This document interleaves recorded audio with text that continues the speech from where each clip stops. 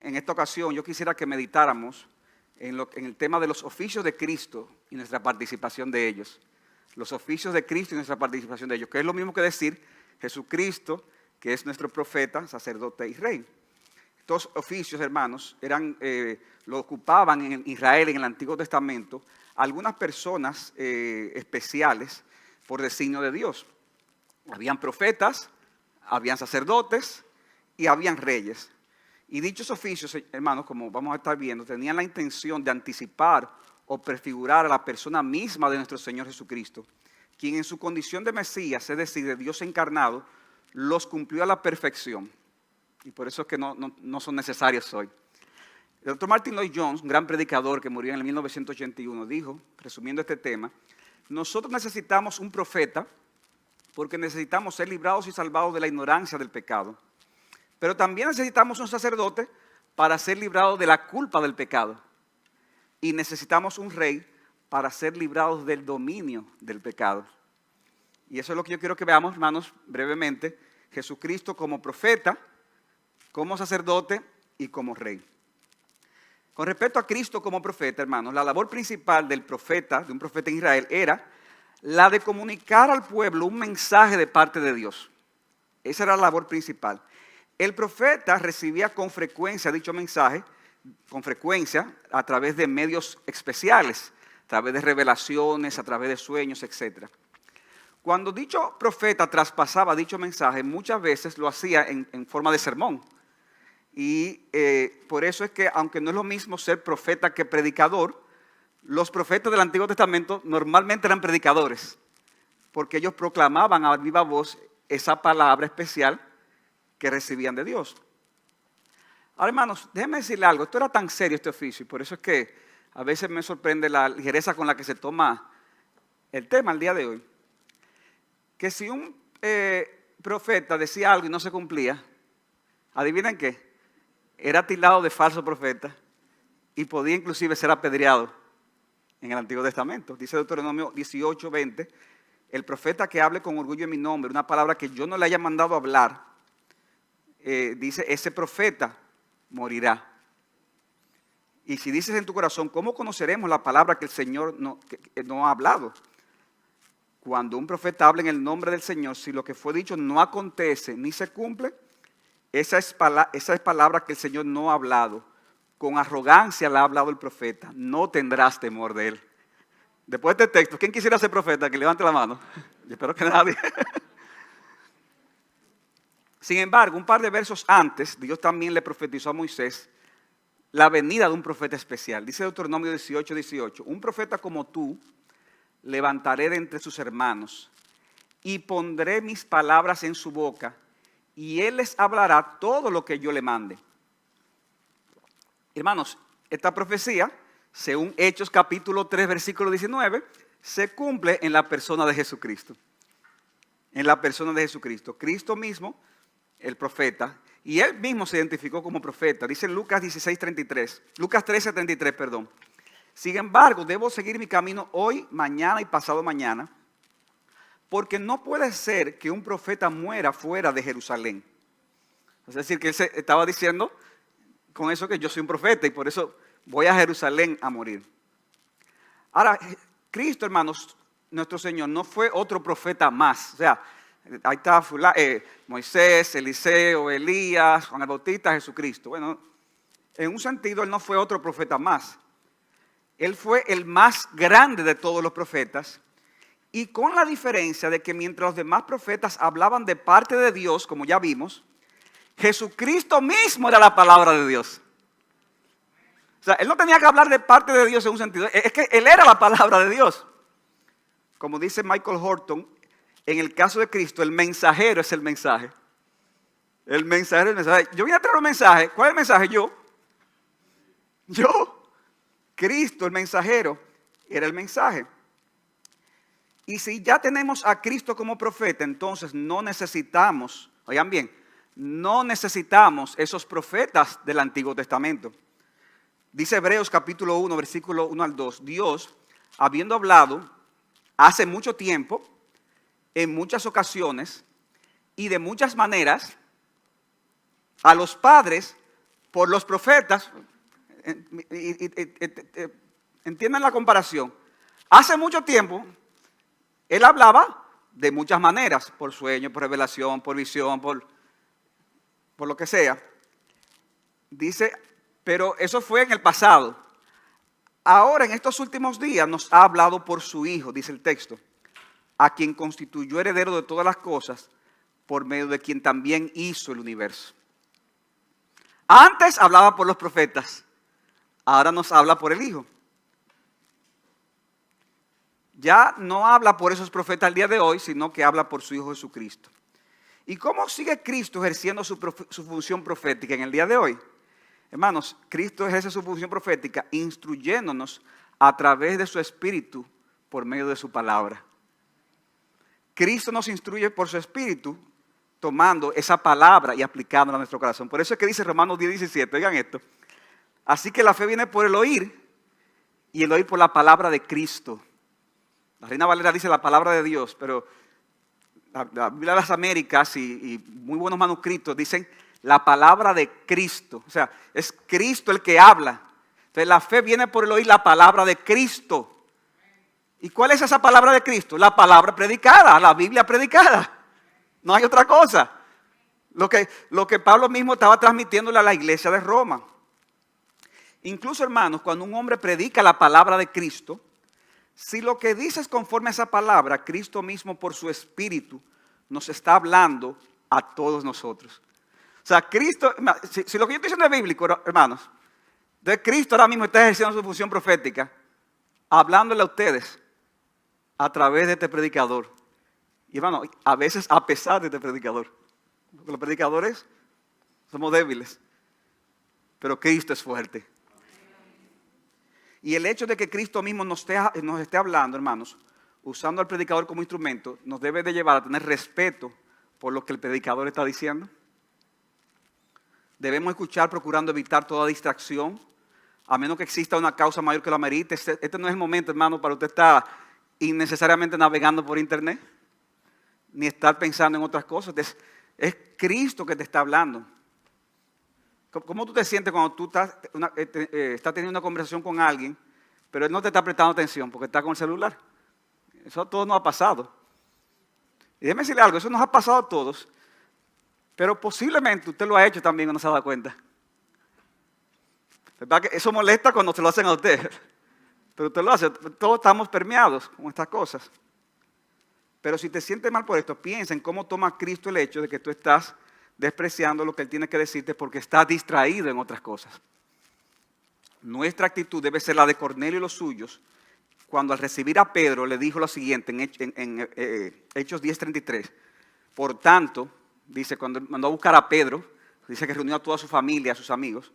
Por tanto, envié por ti al instante y has hecho bien en venir.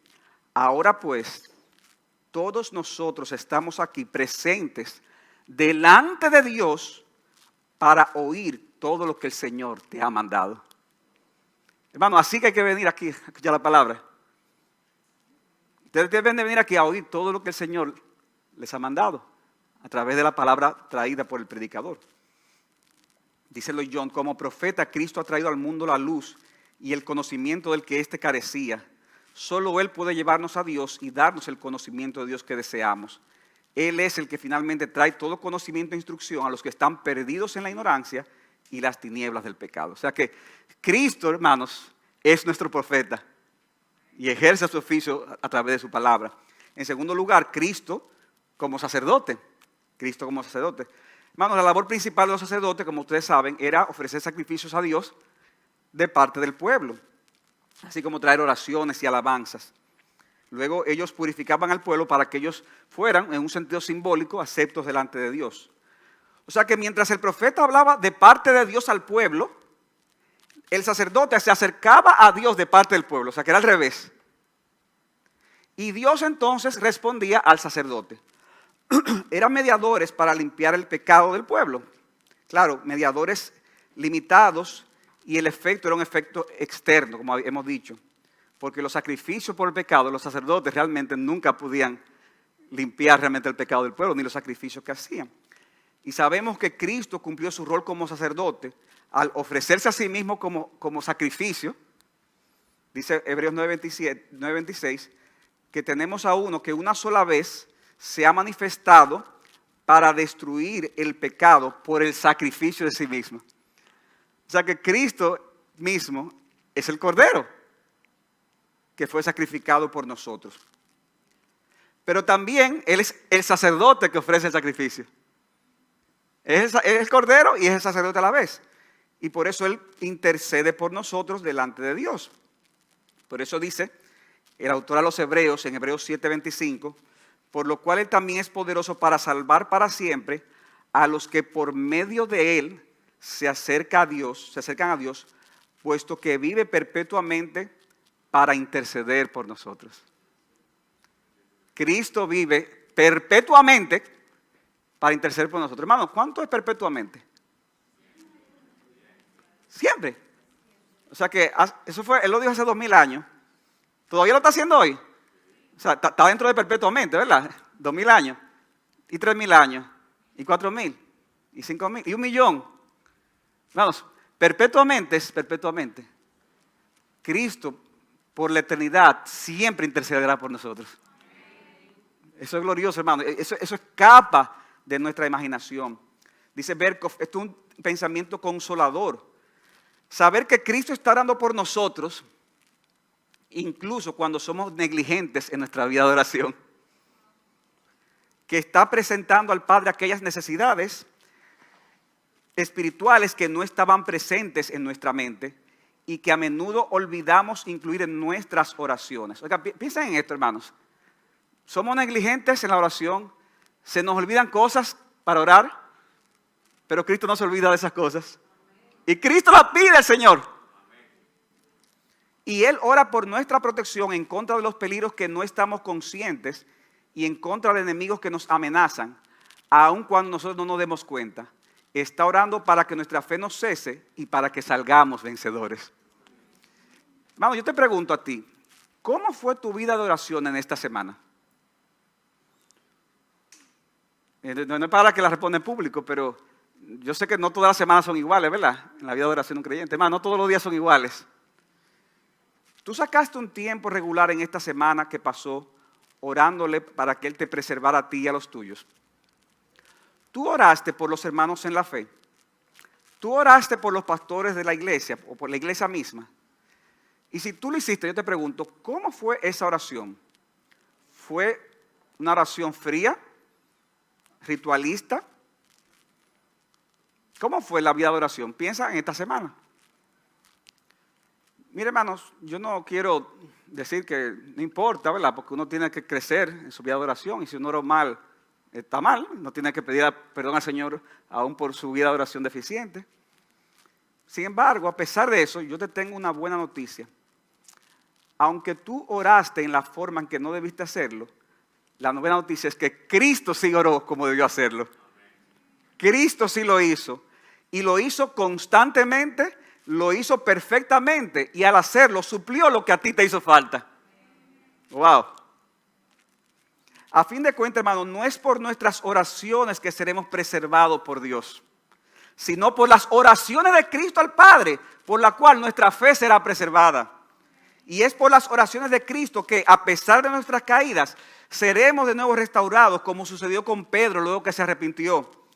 Y si Cristo ha realizado y sigue realizando su labor como sacerdote a la perfección, entonces es obvio que no necesitamos a los sacerdotes del Antiguo Testamento. Porque tenemos a uno que dice Romanos 8:34, a Cristo Jesús, el que murió, sí, más aún el que resucitó, el que además está a la diestra del Padre y el que además intercede por nosotros. No necesitamos sacerdotes, porque Cristo intercede por ti, mi hermano, por ti. ¿Para qué? Para guiarte al arrepentimiento, para levantarte de tus caídas, y Él te anima a que a la luz de estas cosas tú ores entonces cada vez mejor. O sea, esto no es para descuidar mi vida de oración. No, hermano, esto es para orar mejor. El tú saber que cuando tú oras, Cristo intercede por ti. O sea, hay uno que está al lado de ti. Entonces, esto debe motivarte, animarte a orar mejor. porque Cristo es nuestro sacerdote. O sea, ¿qué hemos dicho hasta ahora, hermano? Que Cristo es nuestro profeta. No necesitamos profetas al día de hoy. En el sentido antiguo testamentario, Cristo es nuestro sacerdote. No necesitamos sacerdotes en el sentido antiguo testamentario. Y finalmente, Cristo es nuestro rey. Cristo es nuestro rey. Así como el rey tenía la autoridad de gobernar en la nación teocrática de Israel, en el Nuevo Testamento Jesucristo es presentado como el rey. ¿Ustedes recuerdan cuando los magos llegaron del oriente a Jerusalén para conocer al niño Jesús? Ellos preguntaron, Mateo 2:2, ¿dónde está el rey de los judíos que ha nacido? Porque vimos su estrella en el oriente y hemos venido a adorarle. El Señor mismo, hermanos, le hizo saber a Pilato que él era rey, aunque aclarándole que no era rey en el sentido de los reinos terrenales. Por eso dice en Juan 18:36, Jesús le respondió a Pilato, mi reino no es de este mundo. Si mi reino fuera de este mundo, entonces mis servidores pelearían para que yo no fuera entregado a los judíos. Mas ahora mi reino no es de aquí. Pilato entonces le dijo, ¿así que eres tú rey? Jesús respondió, tú dices que soy rey. Para esto yo he nacido y para esto he venido al mundo, para dar testimonio de la verdad. Todo el que es de la verdad, escucha mi voz. Todo el que es de la verdad pertenece a ese reino y por eso obedece a ese rey.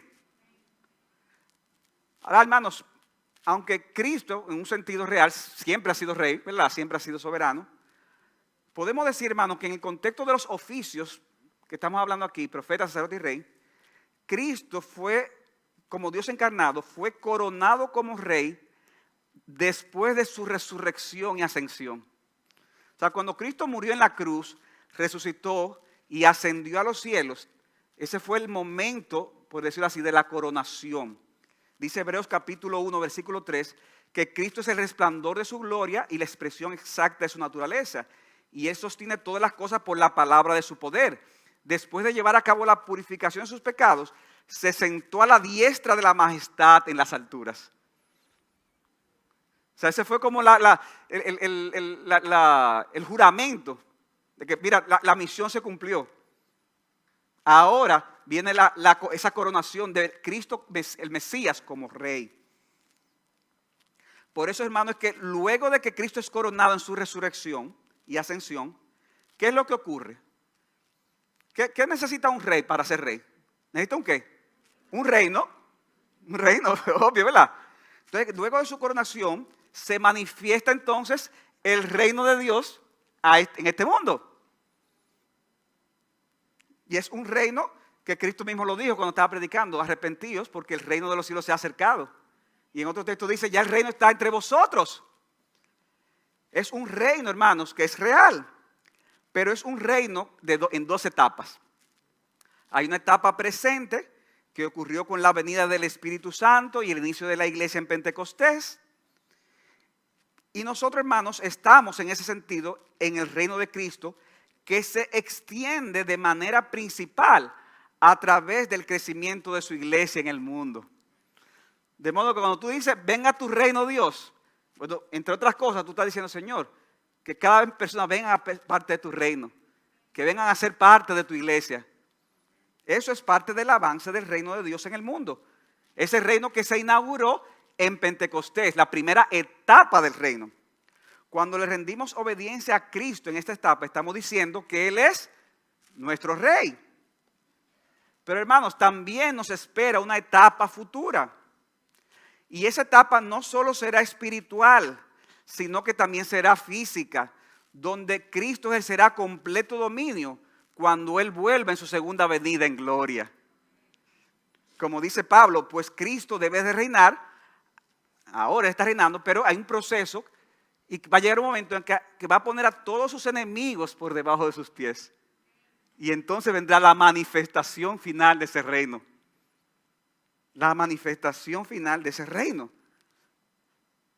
Pastor Alcántara, pero explíqueme mejor, ¿cómo va a ser eso? Yo lo voy a explicar en otra ocasión. Cuando hablemos de ese tema, que alguna gente me han preguntado, y tengan paciencia que hablaremos de eso. Hablaremos de la segunda venida de Cristo, a menos que el Señor nos venga antes. Pero si viene antes, no se preocupe, vino y mejor. Ya yo no tengo que explicárselo. Cuando decimos ahora que Cristo es el Rey, hermanos, no estamos hablando de que ya no sea necesario que hayan gobernantes que dirijan a las naciones. Repito, cuando decimos ahora que Cristo es el Rey, no estamos hablando de que ya no sea necesario que hayan gobernantes que dirijan a las naciones. Lo que sí estamos diciendo es que no necesitamos esos reyes del Antiguo Testamento que en el ejercicio de sus funciones también guiaban de una forma espiritual al pueblo de Israel, ya sea para bien o lamentablemente para mal, como en la mayoría de los casos. Ya no necesitamos esos reyes, porque ya Cristo es nuestro Rey. Mientras los pueblos de la tierra con sus gobernantes no quieren a ese Cristo como Rey y quieren desligarse de ese yugo, nosotros decimos que sí queremos ese yugo. El mundo prefiere las cadenas de la muerte, mis hermanos, y el yugo del pecado. Nosotros preferimos el yugo de Cristo. Porque ese yugo rompe las cadenas de la muerte, nos libra de la condenación y podemos decir que en ese yugo de Cristo hay libertad. Es un yugo que nos da libertad. Porque es un yugo, hermanos, de amor. Es un yugo de amor. Y ahí se cumple de forma plena lo que alguien dijo una vez, que el amor es la pérdida de la libertad más liberadora de todas. Wow. El amor es la pérdida de la libertad. Si tú amas a alguien, hay cosas que tú vas a dejar de hacer. Pero si lo amas, va a ser la verdad más liberadora de todas. Y en Cristo, hermanos, hay libertad. Cristo es nuestro Rey. Cristo es nuestro profeta. Cristo es nuestro sacerdote. Y al venir, hermanos, en esta ocasión a la mesa del Señor, yo quiero que recordemos esa labor de Cristo como profeta, sacerdote y Rey. Y no solo eso, sino que pensemos, hermanos, en el enorme privilegio que Él nos da de que al estar nosotros unidos a Cristo, los creyentes estamos unidos a Cristo, en alguna medida Cristo nos hace partícipe de dichos oficios.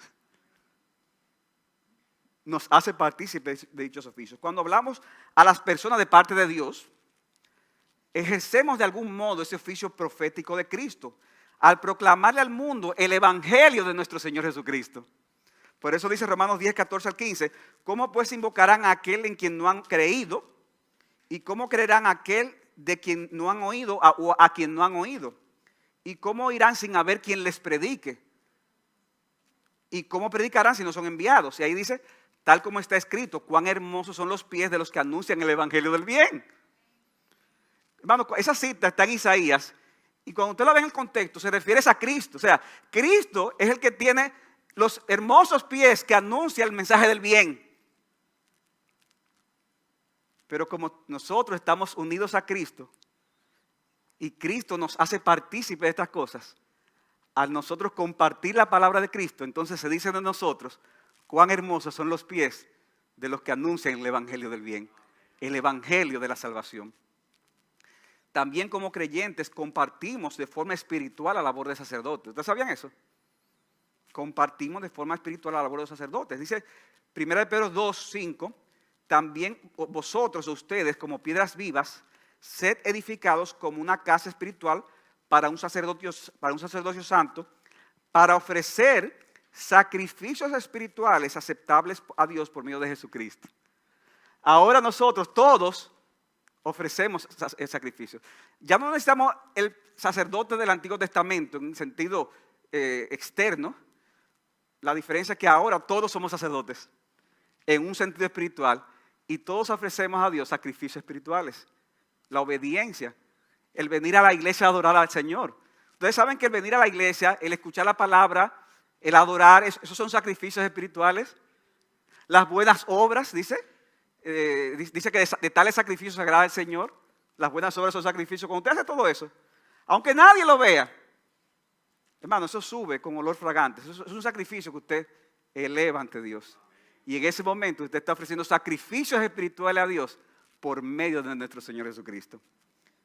Dice 1 Pedro 2:9, pero vosotros sois linaje escogido, real sacerdocio, nación santa, pueblo adquirido por Dios, a fin de que anunciéis las virtudes de aquel que os llamó de las tinieblas a su luz admirable. Y también dice, hermanos, Hebreos 13, versículo 15 al 16, por tanto, ofrezcamos continuamente mediante Él, lo que decíamos ahorita, sacrificio de alabanza a Dios, es decir, el fruto de labios que confiesan su nombre. Cuando usted confiesa a Cristo, cuando usted predica la palabra. Pero también dice, pero no os olvidéis de hacer el bien y de la ayuda mutua, porque de tal sacrificio se agrada a Dios. En un sentido también somos sacerdotes. Y como creyentes también participamos del reinado de Cristo. Somos, hermanos, corregentes con Cristo. Ya que formamos de su reino, juzgamos muchas cosas en el contexto de la iglesia y tenemos el poder para vencer al maligno y sus huestes por el hecho de estar en Cristo y de hacer la voluntad de Dios, como nos enseña la palabra de Dios en diferentes lugares. Hermanos, somos reyes, somos corregentes con Cristo, por medio de Cristo, porque hacemos la voluntad de Cristo. De modo, hermanos, que los creyentes podemos participar de estas cosas, como profeta, como sacerdote y como rey. Y en cada uno, oigan esto, hermanos, de estos tres oficios, no solamente participamos de una manera presente, sino que también participaremos de una manera futura. Participaremos de una manera futura, como bien lo expresa Grudem.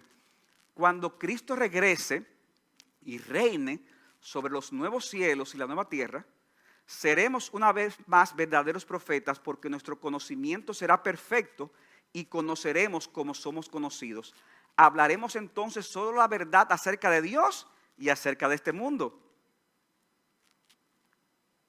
Porque, hermanos, a veces la gente tiene la idea del nuevo cielo y la nueva tierra como que va a ser en algo etéreo, ¿verdad? En una nubecita, ¿verdad? Tocando un arpa. No, hermano, es la tierra renovada. Es renovada, pero es la tierra. Y nosotros vamos a ser resucitados en cuerpo y alma. Y hablaremos entonces solo la verdad acerca de Dios y acerca de este mundo. Seremos sacerdotes para siempre porque le adoraremos eternamente y ofreceremos oraciones a Dios al contemplar su rostro y morar en su presencia. Continuamente nos ofreceremos a nosotros mismos y a todo lo que somos y tenemos como sacrificios a nuestro Rey que todo lo merece. Y finalmente, dice este autor, nosotros también en sujeción a Dios participaremos en el gobierno universal, porque reinaremos con Él por los siglos de los siglos. Por tanto, por toda la eternidad, funcionaremos para siempre como profetas, sacerdotes y reyes subordinados, siempre sujetos al Señor Jesucristo, el profeta, sacerdote y Rey Supremo.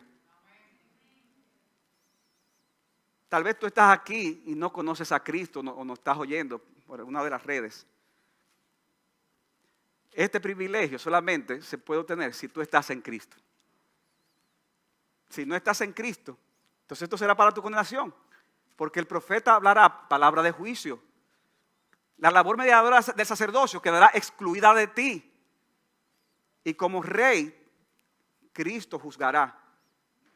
Y si no estás en Cristo, serás llevado a la condenación eterna. Serás enviado al infierno. Pero no tiene por qué ser así, de verdad. Si tú hoy vienes a los pies de Jesucristo, si tú reconoces tu pecado y si tú recibes el mensaje de Dios, y el mensaje de Dios es Jesucristo mismo, y decir, Cristo, reconozco que soy pecador, gracias por morir en la cruz del Calvario, ten misericordia de mí y sálvame. Pídele a Cristo el día de hoy que te salve, pídele que tenga misericordia de ti, para que no solamente seas salvo, sino que tengas el privilegio de gozar junto con nosotros de ese Cristo y de compartir sus oficios de sacerdote, de profeta y de rey. Hermano, gloria sea a Jesucristo, quien no solo nos salvó, sino que también nos da el privilegio de participar junto con Él en cada uno de estos oficios.